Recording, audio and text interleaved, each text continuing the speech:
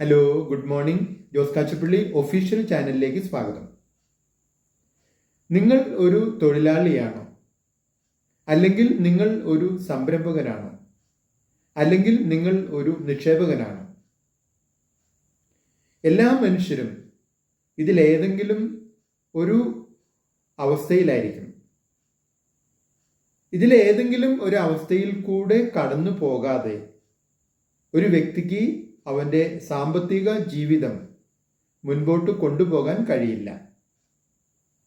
തൊഴിലാളിയാണെങ്കിൽ അവന് ചെറുതായാലും വലുതായാലും ഒരു ശമ്പളം ഉണ്ടാകും.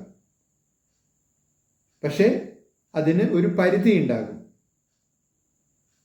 ആ പരിധിയിലുള്ള ശമ്പളം അയാൾക്ക് ക്രമമായി കിട്ടിക്കൊണ്ടിരിക്കും.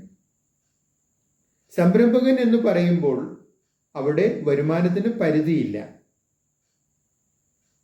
സംരംഭത്തിൻ്റെ വിജയത്തിൻ്റെ തോതനുസരിച്ച് അതിൽ നിന്ന് കിട്ടുന്ന വരുമാനം എത്ര വേണമെങ്കിലും ഉയർന്നതാകാം. ഇനി നിക്ഷേപകനാകുമ്പോൾ അയാൾക്ക് നിക്ഷേപിക്കാൻ അയാളുടെ കയ്യിൽ ധാരാളം പണമുണ്ടായിരിക്കും.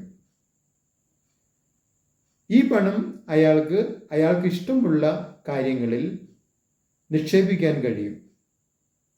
ആ നിക്ഷേപത്തിൻ്റെ ആദായം കൊണ്ട് അയാൾക്ക് അയാളുടെ ജീവിതം മുൻപോട്ട് കൊണ്ടുപോകാൻ കഴിയും. ഒരുപക്ഷെ ആ ആദായം കൊണ്ട് വേണമെങ്കിൽ പുതിയ സംരംഭങ്ങൾ അയാൾക്ക് തുടങ്ങുവാനും മുൻപോട്ട് കൊണ്ടുപോകാനും കഴിയും. നിങ്ങളുടെ അഭിപ്രായങ്ങളും നിർദ്ദേശങ്ങളും ഫോണിൽ അറിയിക്കുക.